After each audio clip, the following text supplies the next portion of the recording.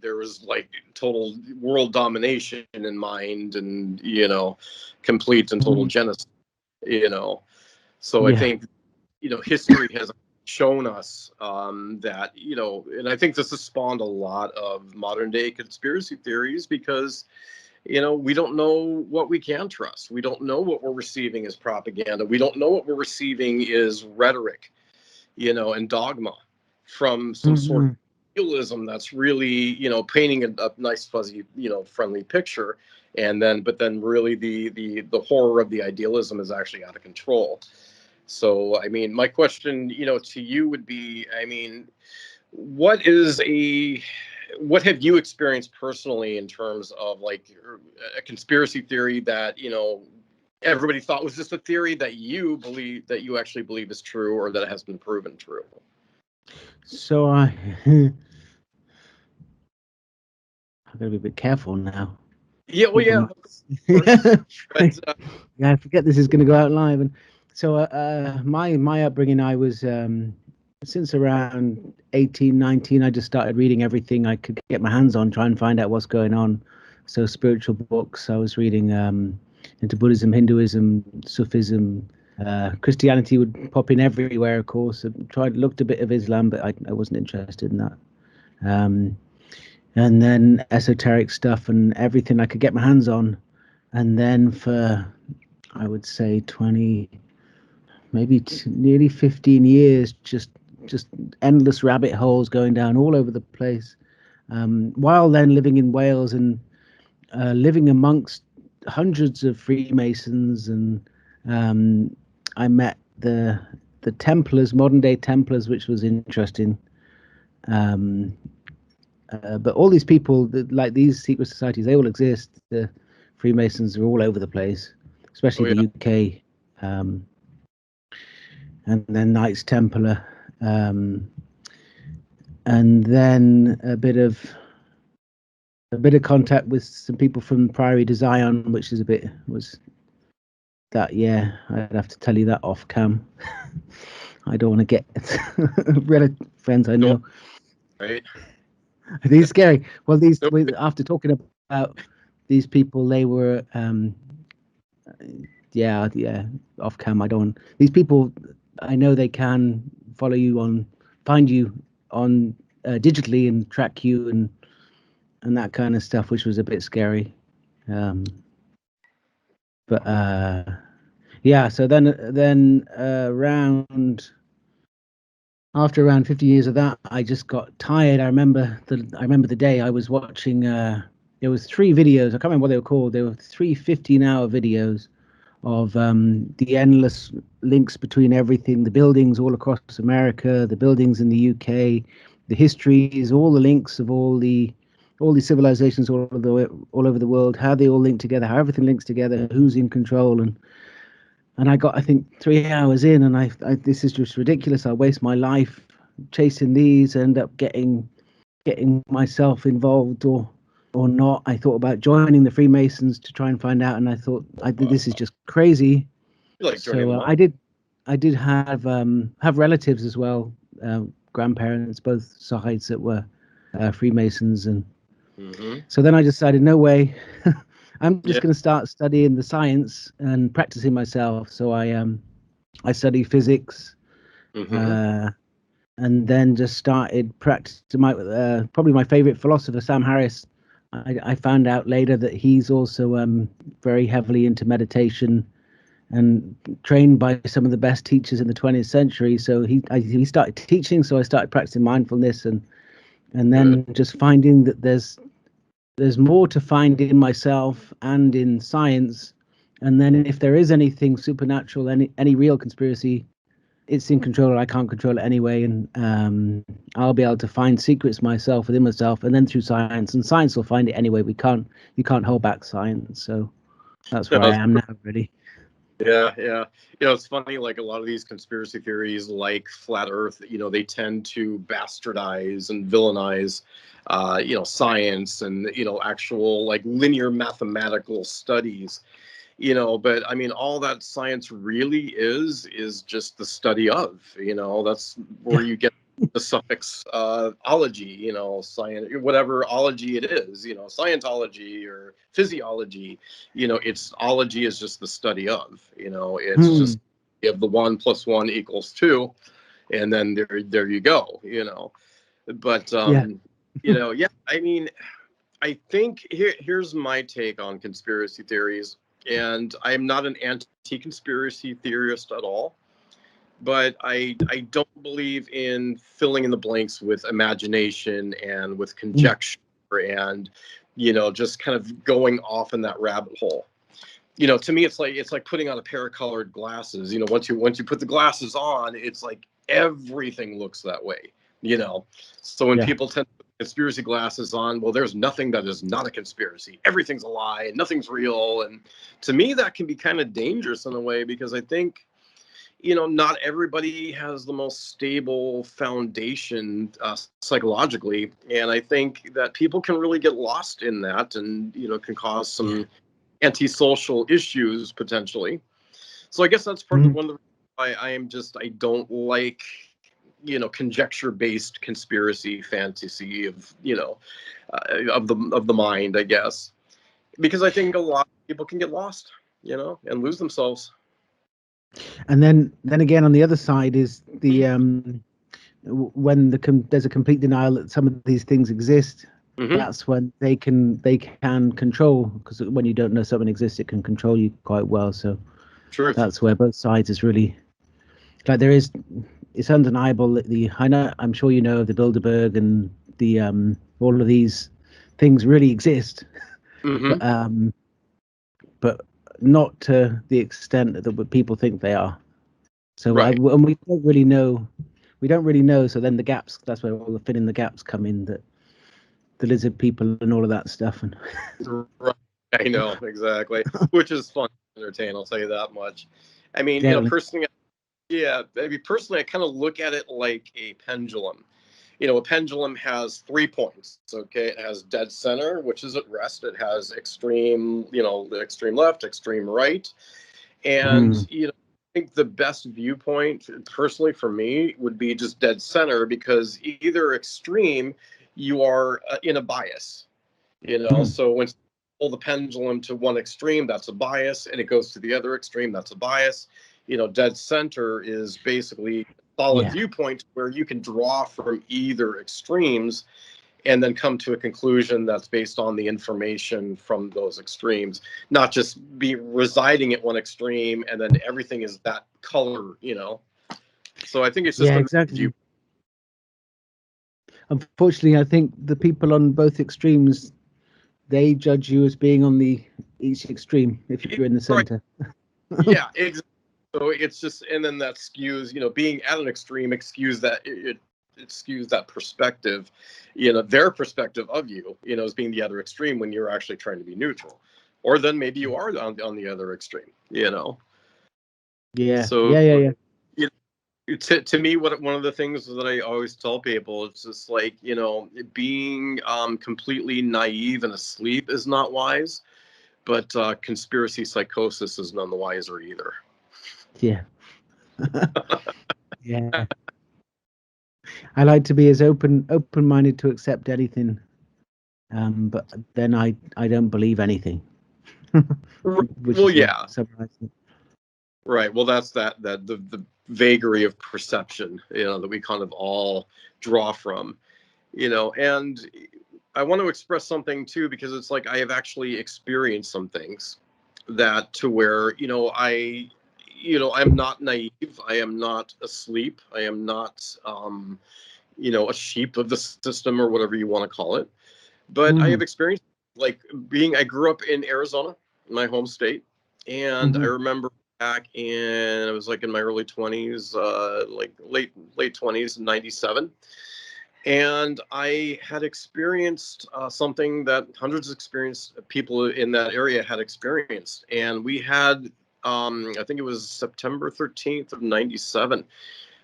We had these strange lights appear in the sky, just like in it, Mm. like in a formation that just maintained a pattern in the sky for hours. And this made national news. this became like a big thing, and I guess the you know, and where I live there was like a military base, like a kind of like an old military base that's really not in use anymore. But you know, it's kind of odd because even at night I would hear strange things coming from this area, and I don't know what those things were. Kind of just, you know, like aeronautical something. You could hear the something flying, but I'm like, that doesn't sound like a plane. It doesn't sound like a helicopter. What is it? You know. But Yeah.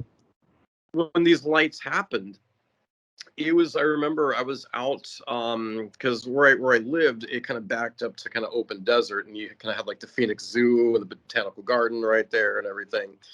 And there's like these little mountains you can climb and stuff, and I would always be climbing these trails. And I always used to like to jog at night because that way, you know, it's just like the trails, you know, it's yours and nobody else is out there. And I remember being out there, and I remember seeing these lights in the distance, and I'm like, what is that? You know, and there was other people when I walked back down to the neighborhood, and I'm like, there's other people outside their houses, and everyone's looking at this. I'm like, what's going on here? You know, and it was the military came out and they said that those were flares. Those were just military flares that they were testing or doing something with. And it does. How does that make sense? I mean, something that's staying stationary in a V pattern for hours. You know, what can maintain that type of you know, orbit where it's just, you know, not doing anything but just staying there? And I'm like, there's got to be something more to that. So I am not under the influence that we are, you know, completely and utterly alone, because we're not. I mean, I think it would be very naive and foolish to think that we are, you know, the only living organisms in this universe. Mm. So I'm really up for interpretation, you know, in terms of what those lights were. And I mean, we can intertwine this into Area 51. I mean, so many different aspects we could play off of here.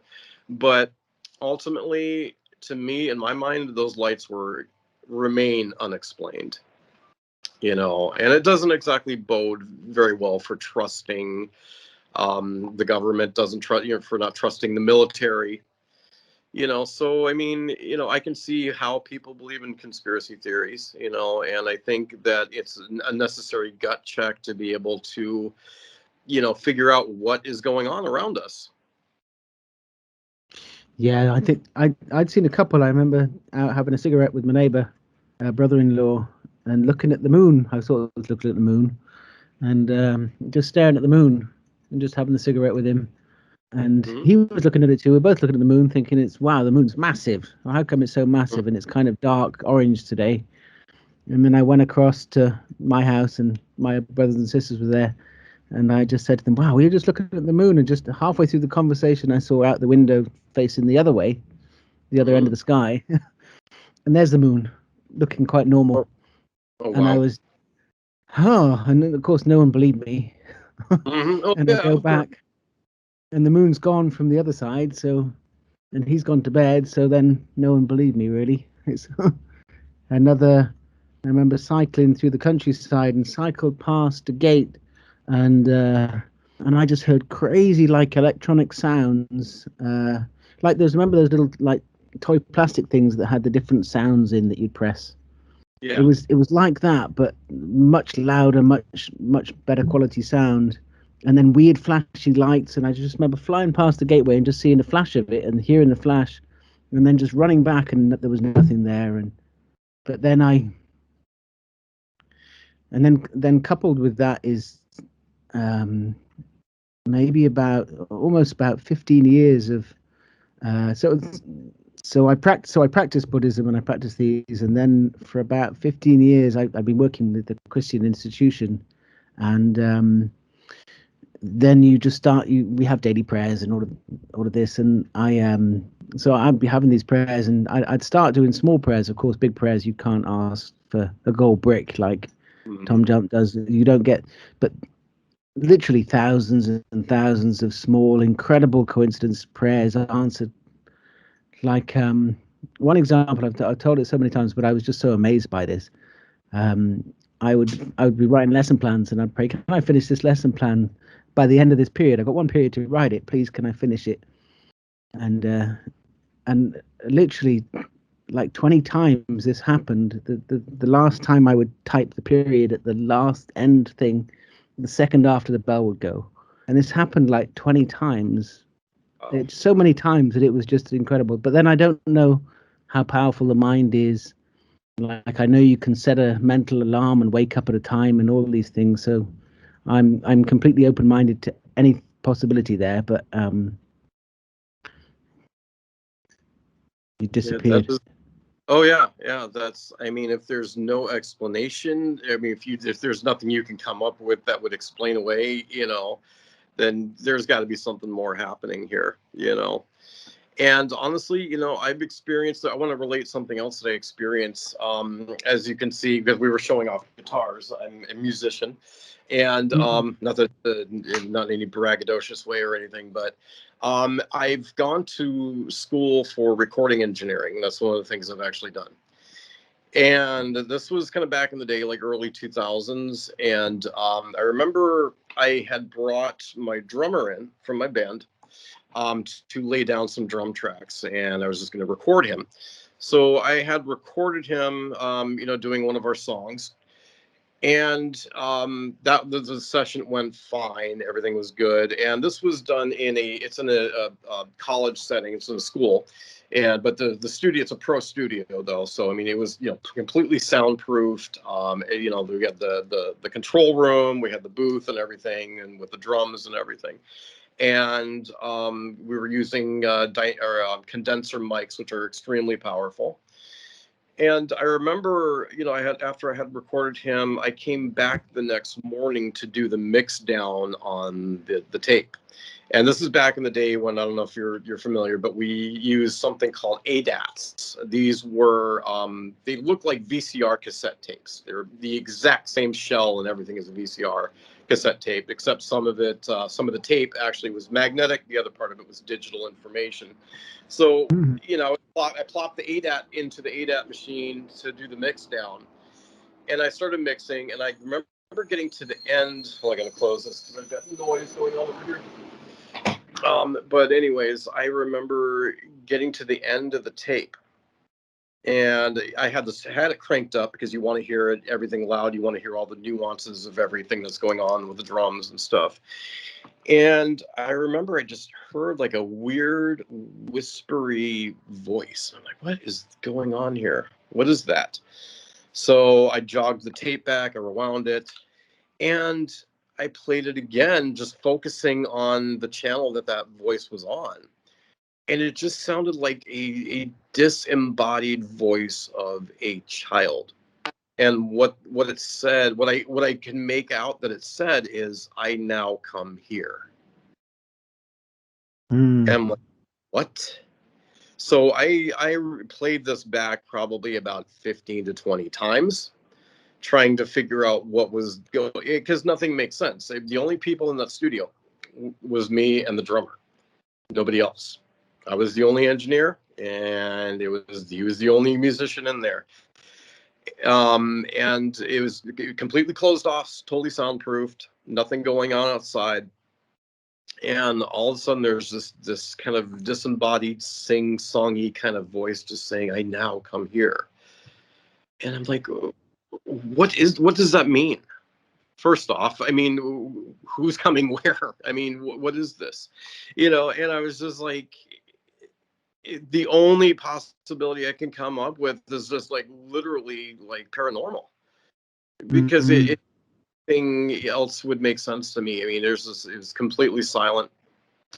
And I played it for him, and we probably listened to it for another like 30 to 50 times, just like contemplating what was going on there.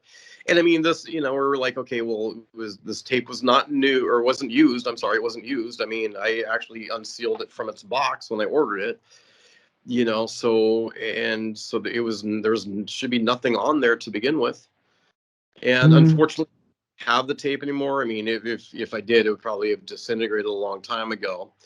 But I wish I still had it, because I would love to, bring that to light and be like, listen to this. And I learned, I did learn sometime later, that what that is called an EVP, an extra. I guess it's external voice perception. I can't remember what the acronym is exactly, but it's called an EVP, where you just have some sort of like almost like a representation of a voice that got recorded somehow. And it still freaks me out to this day. I mean, I don't know if something that was, shouldn't have been there was there and kind of got caught on tape, or what happened. So yeah, that freaked me out pretty good. It's annoying because there's so much people that make stuff up that these kind of stories just get lost, and I know, which is, it's really annoying.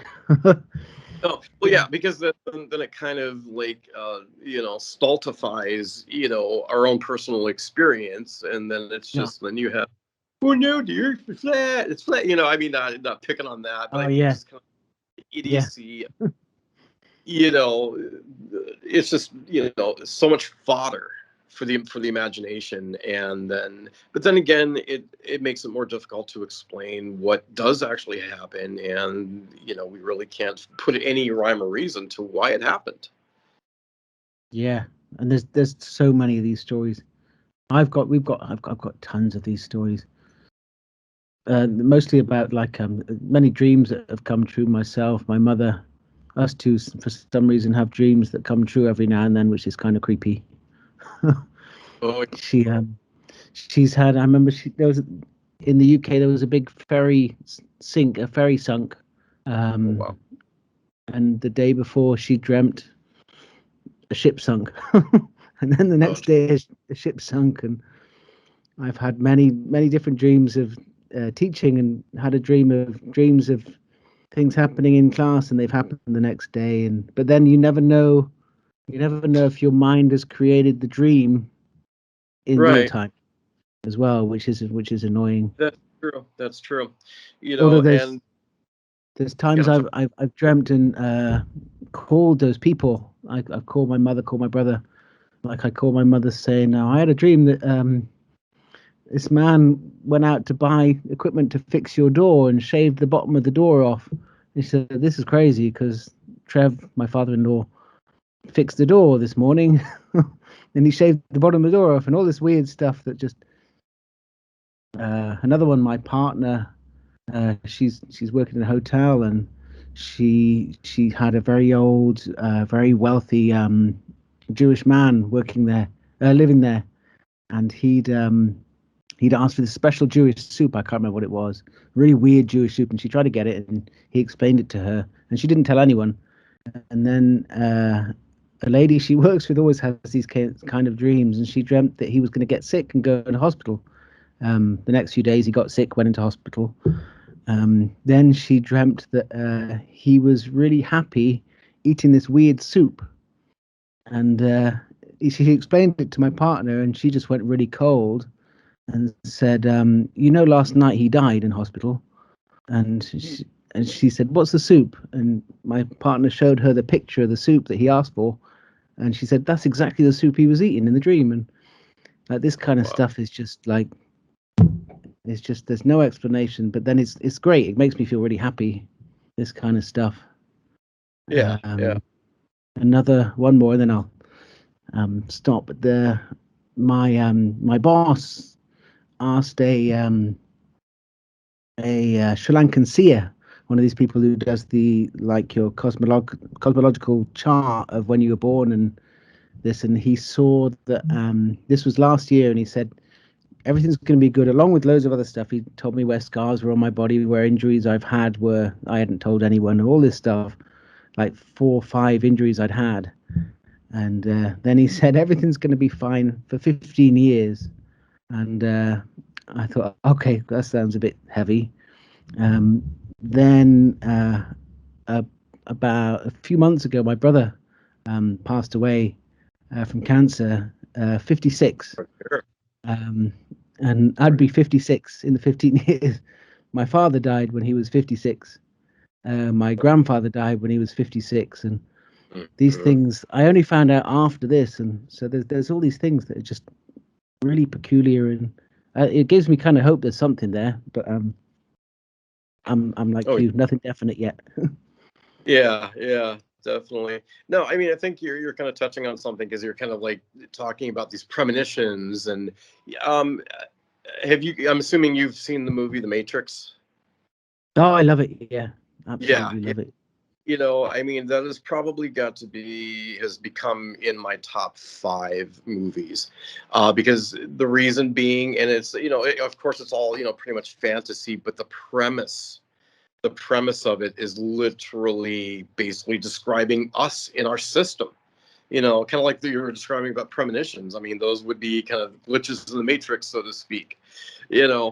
And it's interesting because taking a look at referencing that movie. You have like the Zion, which we are, the reality, and then you have the Matrix, which we live in. And the Matrix is just kind of, again, it's kind of like the utopia that supposedly utopia that is created for us, this comfort of living, and then behind the scenes you do have Zion, where you have big money changing hands, power changing hands. You have politics going on, you have all kinds of strings that are being pulled in every which direction, to sway whatever power, whatever is going on, that we are not seeing.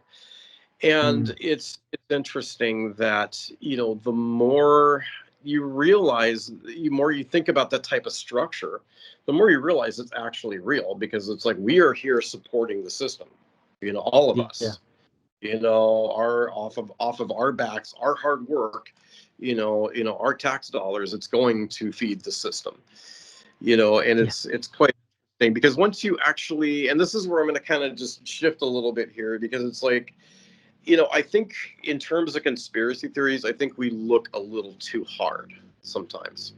I think we're trying to look for the hidden. We're trying to look under the nooks and crannies and look for the intentionally disguised and everything. But if you think, a lot of things are disguised in plain sight, and they're not even really disguised. They are just more normalized. And we're socially conditioned to kind of interact with these aspects of society, that are not to our benefit. It is to the higher powers benefit. But these are just normal things. Just money is a great example of this, financial things. I mean, one of my main gigs is I work in the financial industry. And I actually, have kind of started that's when I really started paying attention, because then you start to understand how money works, and you understand how, the flow of it works, and how it's meant to, who it's meant to benefit, who it's meant to not. And one thing, I covered this on the last show we did, just briefly. And I know it seems like it has nothing to do with anything, and what's that have to do with the price of tea in China, But I asked this question, and it's interesting, because this shows we really don't think. We just kind of gliss over everything. And I'm going to ask you the meaning of a word, and I just want you to tell me, and it's not to stultify you or in any way, but it's just just to see what your perception is. The word is mortgage. What does that word mean to you, a mortgage? I gotta give me a second. It's a heavy word. It's debt. Yeah, it's a loan. Yeah, definitely debt. It's a fancy way of making a loan seem like a house for free. Right.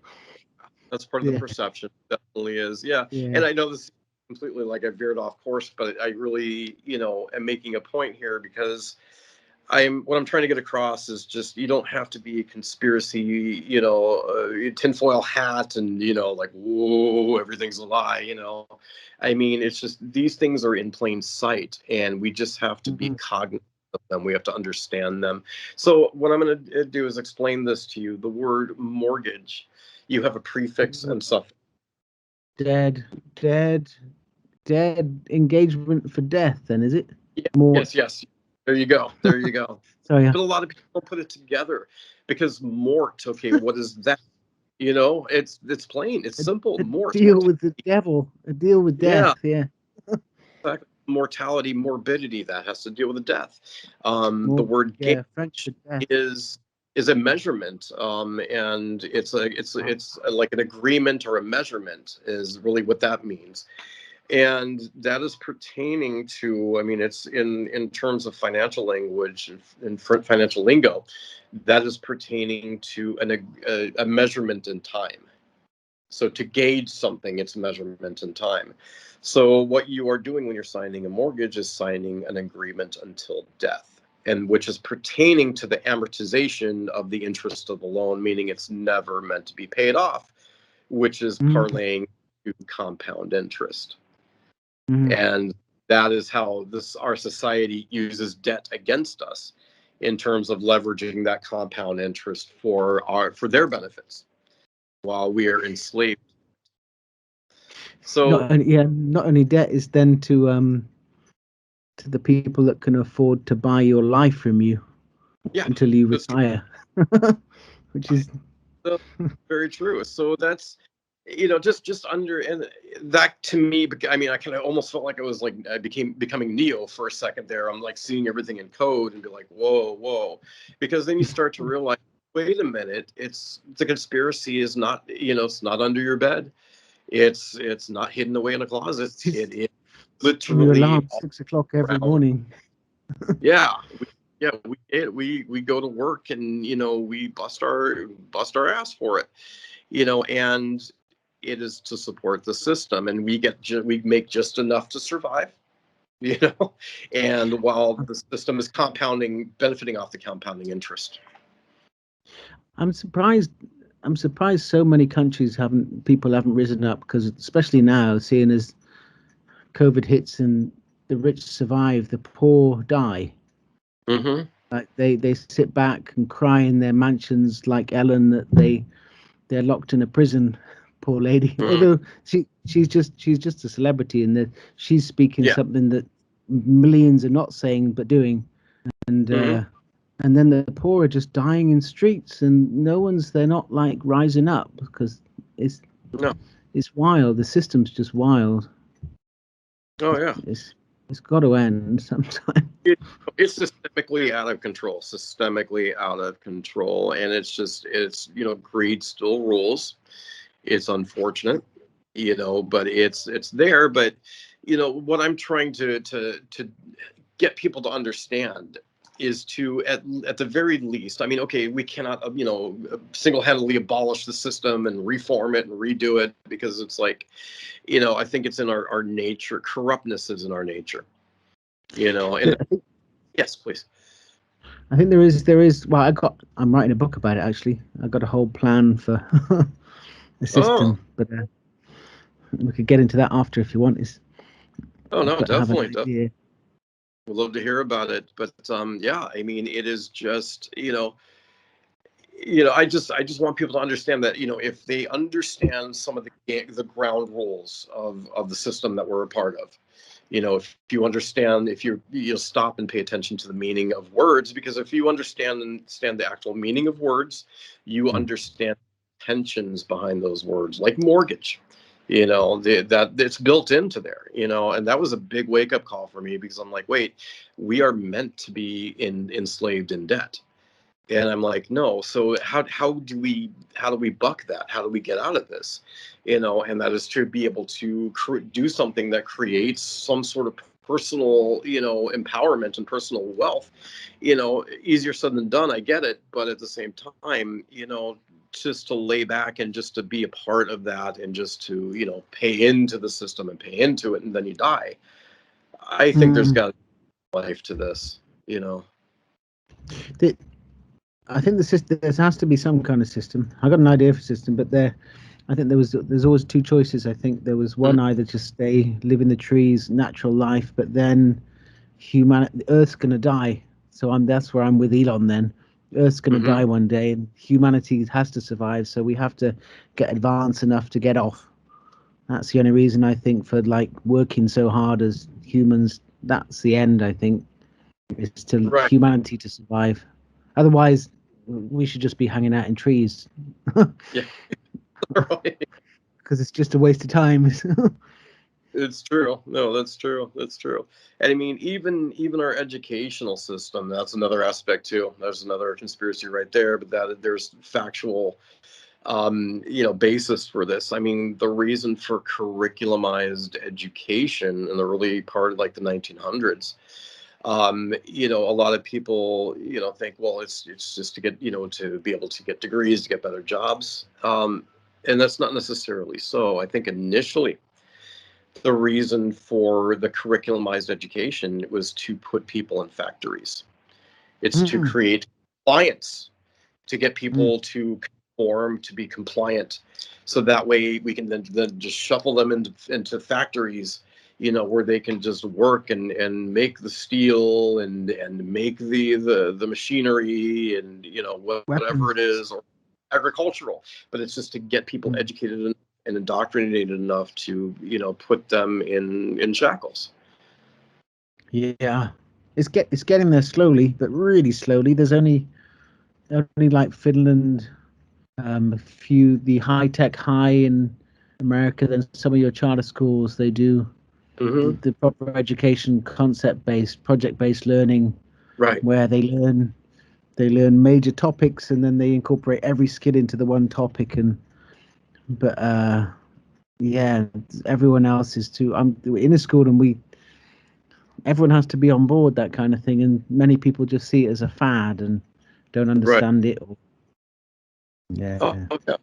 Yeah, I mean, part of me is like piping mad at the educational system, because it's like, this is how dumbfounded I am with our educational system. Okay, and I don't mean to turn this into something so sterile sounding, but you know what I mean. Here's the thing. In modern day society, not talking about the intentions of why we were putting people in a curriculumized educational system to begin with, but in terms of going to school, getting a degree, I believe the premise was to better ourselves and to be able to become better breadwinners and be able to obtain a better, higher position, stature in society and in our lives.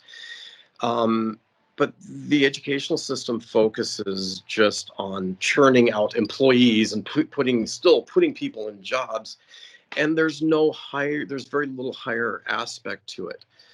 I mean, even in mathematics, we teach all kinds of irrelevant stuff that most of us will never use, and they make sure that we're proficient in it. But at the same time, you ever heard of the rule of 72? No. See, this is one of the things. I've heard it. I just can't remember it though. Maybe start me off. Yeah, sorry. This is basically what this is it's an investment principle that could actually benefit people. So you take the number 72. I don't know why it works like this, but it works out mathematically. Take the number 72. If you have your money invested, you take the interest rate that you are getting, divided into 72, and that will give you, in terms of how many years it will take you to reach a doubling period with your money. I mean, something that's extremely useful, that you can benefit and leverage to your advantage, and it's not even taught. I mean, we're all this other stuff, trigonometry and everything, and algebra, and but they do not focus at all on just the most basic investment principles that can make a huge difference in someone's life. Yeah, we have that actually in our school. The owner, and he's so right, the owner of the school often says, well, we need to teach these kids how to look after money. Everyone's in debt at the moment. We need to teach this kind of stuff. And instead of teaching like this business model, that business model, when actually teach them life business models that'll help them when they grow up. Yeah. And I think that's severely lacking. So anyways, do you have anything that you would want to touch on that's a conspiracy theory? Anything that you want to go into? Well, the whole basis of all, like everything I'm interested in now. So when the biggest thing I got into free will and determinism, and that's what spurred my whole book, really. Okay. And that's what spurred me getting interested in science, and then just finding there's really no there's no basis for free will anywhere really. It's Hmm. it's almost, and then I took it even further. I think then, but this could be a conspiracy theory. I think that consciousness itself doesn't actually exist. Where I'm a kind of 100% materialist, where everything is just, we're just biological robots. Everything we think is just, it's just neurons. It's just molecules working. That could then be created by. I mean, I haven't met anyone that has this kind of view, but I think it could have all been created for some reason, like the clock, Yeah. clockwork universe created for something. Because all these strange coincidences, all these things happen are just just incredible. But then then I take it further that we don't have free will. Everything's completely determined. Then everything needs to change. Our education system, childcare, deciding to have children, people should really pass a test, not because they shouldn't be allowed to have kids if they are not going to be good parents, but then they should be good parents before they have kids. So it's not like a test; True. it's like a training. Then education systems need to be changed drastically because there's no child. Everyone knows that there's no child that decides to fail, like there's no human that decides to fail or decides to succeed. It's not like Jeff Bezos decided to be Jeff Bezos, because if he did, we could all decide to be Jeff Bezos. So it's Or not could. free will. Yeah. Like if it's that easy, if it's just your will, then you can just go to free will school and Mhm. everyone can just decide to do whatever they want. And it's just a lie. And well, it's not a lie. It's something that everyone feels exists. Yeah. So then crime and punishment. So going from birth all the way to crime and punishment, Mhm. then no one is really guilty. So all prisons need to be rehabilitation centers. Then, of course, restraining centers. We can't let people that like to kill people go No. out into public. They need to be kept somewhere where they can't kill people Yeah. until we can fix them. Or yeah. So Yeah. that But then the world is just taking care of this world that we live in, because it's not our fault. We didn't choose to come here. And no. yeah. It's I think you're hitting on something here because there's a lot, I think our dysfunction as a society runs very, very deep. And not to try to tread this back to money here, but I mean, I have this argument with people sometimes, and people will have cliches like, oh, well, money can't buy you happiness, and money, money, money, and all these cliches that they're patting themselves on the back because they're trying to defend not having it, and Yeah. my Or having it. my interest, you can take, and this is going to kind of parlay it back to what we're talking about too in terms of determinism versus free will. You can take money out of the equation completely. Okay, let's just say that money does not exist and we've kind of come up with some other barter system to where it's just fair and equal. You can take money out of the equation, and human nature will always find a way to express itself, whether it's good, bad, ugly, indifferent. Um, Mm. we, you can take what you think are the bad elements out of society. So we can take money away, guns away, blah blah blah blah blah. But it's always going to come back to human nature has a propensity to be corrupt, because no matter what you take away, those elements will always be expressed, and they will materialize in some other way, even Mm. though you have eliminated what you thought was, or what we thought as a society was the problem. And I think this kind of lends itself back into the free will aspect, because it's like we have choices to make as human beings. We have choices. It does come down to simple right and wrong, but it also comes down to moral decisions that we must make in accordance with the values of the society that we live in. So there's so many different, this is like peeling back an onion, this subject, really. There's so many different layers. Yeah. That then, and like Christopher Hitchens says, I have no choice to believe we have free will. I love that quote because that sums up everything there. Then, you definitely you have a responsibility to make the right choice, but if you make the wrong choice, you're not held responsible for it. That's what Right. I'd say. Yeah. So So that is conditioned free will. Yeah, conditioned free will. Yeah, so you have to make the right choices. Like I hate making choices because I know the consequences often, especially in education. I know the consequences of my choices could mean a child's life goes like you're making forks all the time in people's lives, which is terrifying but amazing then at the same time. But then like you can't describe or define why you made this choice, that choice, ever, even if it's the most complex choice that you took months and months. You choose one, it's the wrong one, you can't go back and change it, or you couldn't have chose the other choice. It's and then that's just the internal dialogue you'd have, like the psychology behind it. So then you have to go back to the science, and the science just there's nothing that says we have free will. No. Quantum physics shows that our will makes things strange happen in subatomic particles, but then it doesn't say where the will comes from. So it's still so really I think it's just an illusion that we think we have. And I the majority of, I mean, see, that's the thing. That's one of the things that will always keep conspiracy theories alive. It's just the fact that the construct that we feel that we are expressing, is not really anything. It's just shadows and in dust.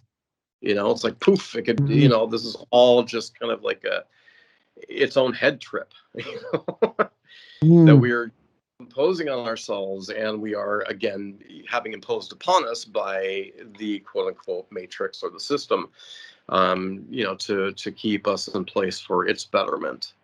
So, it's like you don't have to exactly be a trusting, blind sheep to understand that, we're being played. I mean, we're being played 20 ways from Tuesday, Yeah. And many. And we're being played by that as well. If I studied NLP and a bit of psychology and the use of psychology on people, and we're being used by our lack of free will and control of our mind. We're being used all the time. Advertising, all this kind of stuff, as we're being used, targeted. They get taught these techniques, definitely in finances and advertising. Just all the time we're being coerced. I don't know if you saw the British magician, I can't remember his name, Darren Brown's, where he placed enough markers in a man's mind to make him rob a money van. Oh, wow. Did you? It was amazing. I think it was over 3 or 4 days. I think he'd put all these different signposts around him, like posters and this and that, and then he laid the scene out ready for him. There was a I think a gun there, plastic gun. He didn't know it was plastic, but a gun left there, and then they had the armored vehicle with the money, and he set the whole scene up and made him ready to rob it, and he robbed it. A complete stranger. That's great. You can kind of literally implant a set of behaviors in somebody. Yeah. And then you can somehow circumvent, you can kind of short circuit those imposed moral qualities that we live by, and then you can erode that, and then you can actually set them on a path to where they can be controlled to achieve a certain outcome that you desire. That is scary. That's frightening. And he's just a magician. And then there's these huge companies that train their staff. My younger brother worked for a very large company in the UK that works with defense. He's just a computer engineer, but he worked with these defense companies, and I was learning some of these because I'm just interested in hypnotherapy, NLP, and a few of these courses. And he's learning the same thing professionally, sent on training camps with all of his staff, and to learn these same kind of techniques to understand people. I'm using it for therapy. They were using it for manipulation, and so I can't imagine what's going on in Google, Coca-Cola, and these kind, Facebook, and well, put it to you this way: the manipulation goes very, very deep. I remember watching a documentary. I can't remember what it was specifically about, but I remember there was a segment of it where they were explaining how advertising really has us entrapped. And I remember them talking. They took something very simple, it's very mundane. They went down the aisle of the grocery store where they were showing cereal boxes, and they made a really good point. And they basically said, they asked, do you think that these cereal boxes were designed by artists? And no, they are not. They are actually designed by sociologists. Psychologists, yeah. Yeah. They are actually, I mean, everything from the colors and that are used, and the font type and the font style and the placement of everything on the box and the size of the box. It is all designed to make us, the consumer, pick that up and put that in the cart. It's also designed specifically to make your child pick it up and put it in the cart.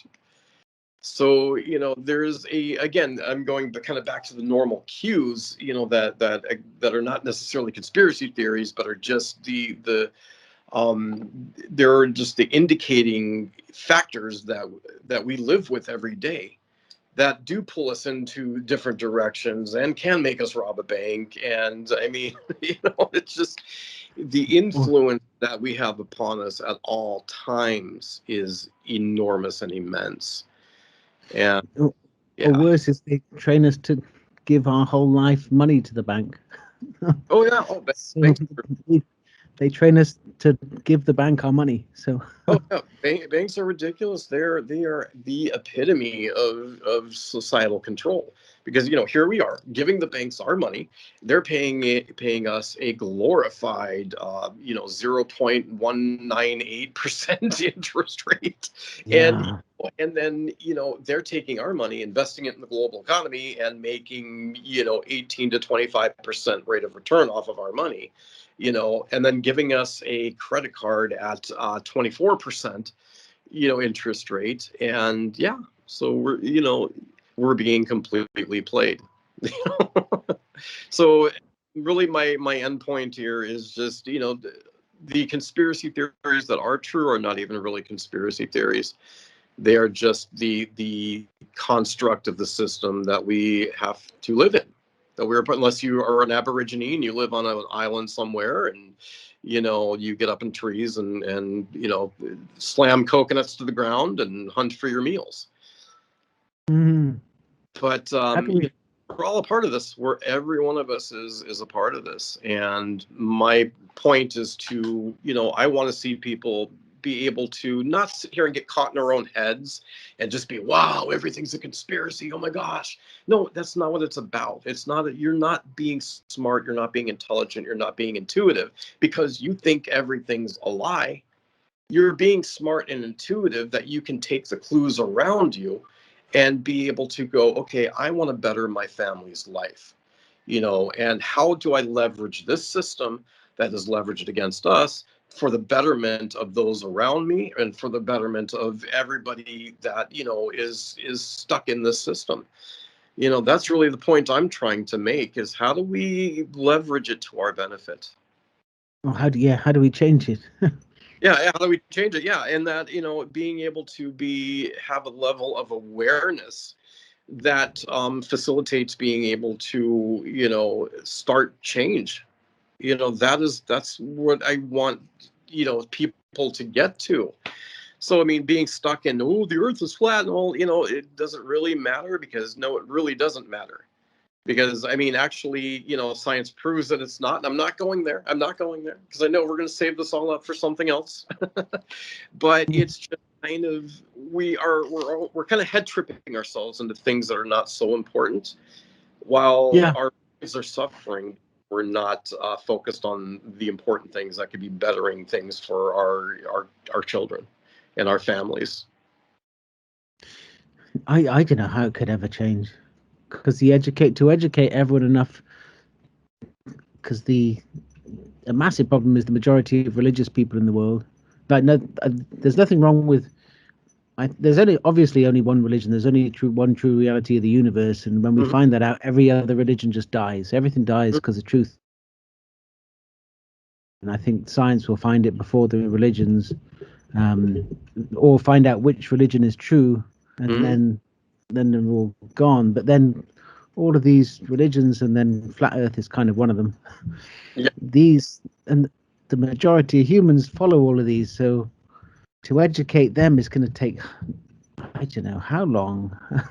I know. Like if Oh yeah. I Well, think yeah. we're going to get, we'll have the singularity, the AI, general intelligence, artificial intelligence is going to be, that's going to come about before we do that, and then I don't know what's going to happen. I don't know what you think about that. Oh, yeah. That's the thing. So it's like we're kind of like racing. We're kind of in a race in against time in a way, many ways. In terms of a system that is just going to. I mean, we're already doing it right now. We're doing it on social media, on Facebook, on everything. I mean, our eyeballs. What our eyeballs are zoning in on is extremely valuable. Our clicks are extremely valuable, Yeah. and it's this we're being harnessed. So the more AI comes to fruition as its own, formidable, force in our lives, the more that we are. I mean, it's just like, our arms already strapped, and then another strap goes around and just tightens up even more to where we just, we are just literally part of that matrix. Mm. But So then yeah. I think it'd be worse. I think, well, I don't know what it's going to be like. When Sam Harris talks about this, actually, he talks, it's going to be like, imagine two humans or two men in a warehouse full of 1,000 dogs, and they're talking about how they're going to slaughter them the next day, and Hmm. they can even put them in little groups, and they're all going to be friendly up until the Yeah. moment when they all die. And Hmm.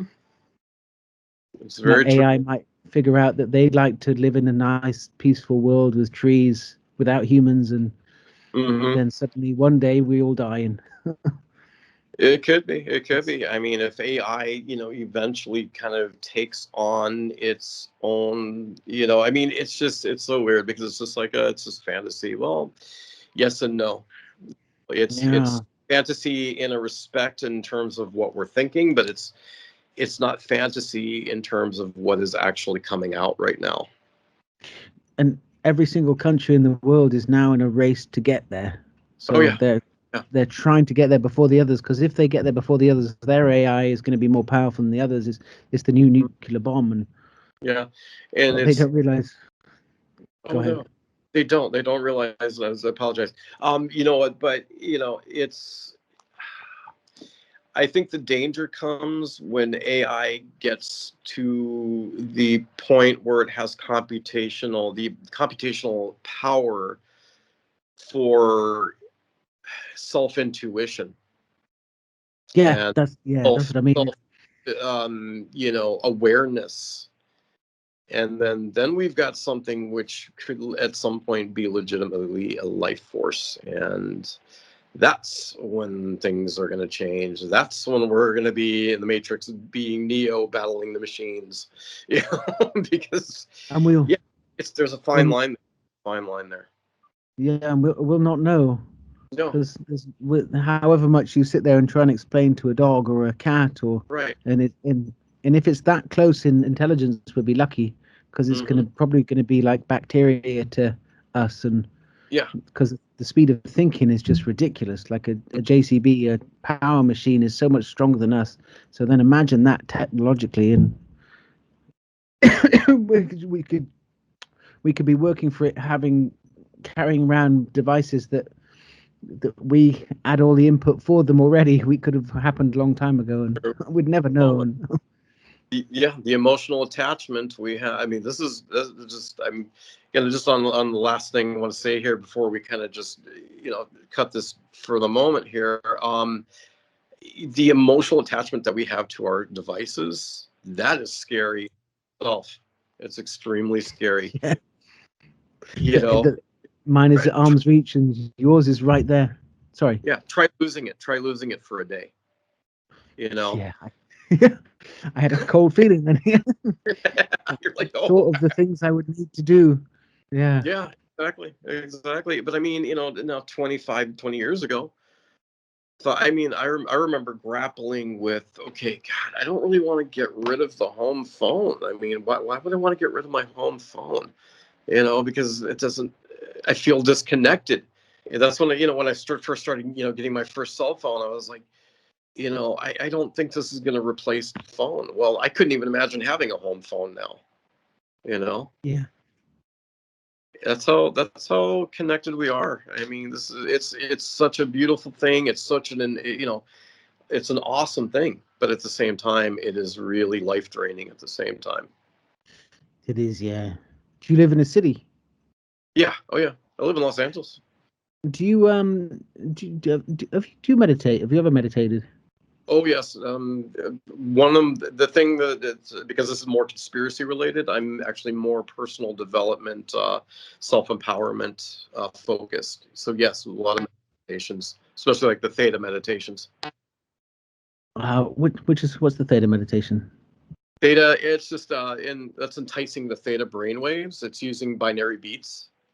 And it's just, you can find a lot of that on YouTube. You just put on the headphones so that way you're getting true left and right stereo. Yeah, it actually does, induce a relaxed state. And, I can literally spend like hours doing that and just, self-empowering. Mm. No, I haven't tried that. I do, because when you mentioned the plugging out, disappearing, for meditation. That's what I do it for. Is just you just disappear. You can just disappear, or you can be there. Yeah, The right. different levels you can be in. Yeah.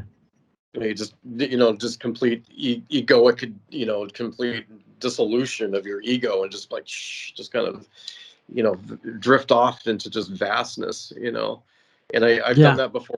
It's like I'm trying to like envision what death would be like and envision what, letting go of consciousness would be like, and trying to make yourself as small, as minuscule as possible, to where your thoughts are just, you're not even thinking, you're just letting whatever universal thought consciousness into your mind and trying to open yourself up to that, as opposed to just having the ego, and just thinking, well, no, I am me. No, you are not you. Or just you are just a conduit. You're a vessel, and just trying to kind of take that form. Yeah, yeah. The eye open one is. Do you ever do the eye open meditation? No, I have not. It's hard. It's harder, I'm but learning. it can be incredible. It can be incredible. Very, very few are the glimpses of when you don't exist. What you're looking at, everything is just. It sounds cliche, but everything becomes one. But it really does. It really does.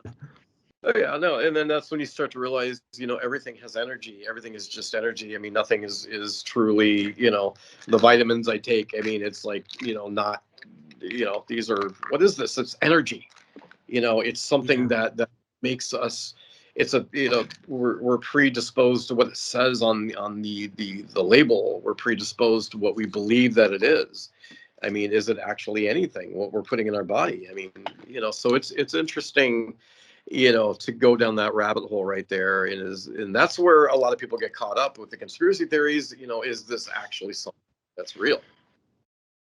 Yeah. No, then they go, but then they go down the Deepak Chopra route, and then they can, and then past lives. And I had a conversation with Lady Monk, a Tibetan lady monk, and we fell out in the end because she got very angry with me. She said she had 5 or 6 past lives, and she talked about when Buddhism came to the West, and she remembers it. And I'd read the book from I hadn't read many books, but I read the book from W.E. Wentz, I think, the man who brought the Tibetan Book of the Dead back from Tibet to the West. And I asked her, said, you must.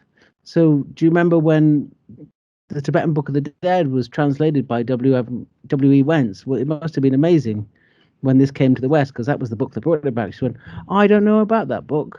And I was, oh really? I thought you were there when the West, and then she started being narky and started giving lessons, replying to things I was messaging her, to her pupils online, and I was quite surprised that this monk who was supposed to be enlightened and lived many past lives was being really rude and nasty, and Ooh, all of this. go there, huh? Say it again. Sorry. A little bit. I mean, it's just the Oh, irony of sorry. Ego. the Yeah. spiritual, and you at the core you find the ego. You're like, oh boy, what are you about? Yeah. It was. Anyways, I'm gonna have to end this because my phone is probably like at 4% right now. So I need to recharge here. I need to recharge my enslavement device. I'm gonna need to sleep too. But Yeah, anyway, great chat, Brad. We yeah. we agreed on everything, which is So good though. So we had no Jerry Springer moments. I'm sorry for those watching that were wanting that, but it's just No, the disagreements. What I look forward to in disagreements is understanding what the other person's point of view is, and then trying to understand it and trying to reason. That's what I love. That's one of my most. Well, I think that will be experienced in a few days here, to where when we do the next flat Earth. So yeah. Well, that's another quandary for another time. So anyways, I appreciate your time, man. I thank you so much. This has been very enlightening, and I've actually learned quite a bit, actually. Yeah, same too. Mortgage, I'm not going to get one. Yeah, all right, man. So I will speak to you soon, and we will see you hopefully on one of the next ones. All right, man? Definitely. Nice one. All right, Take care, Brad. Appreciate it, bro.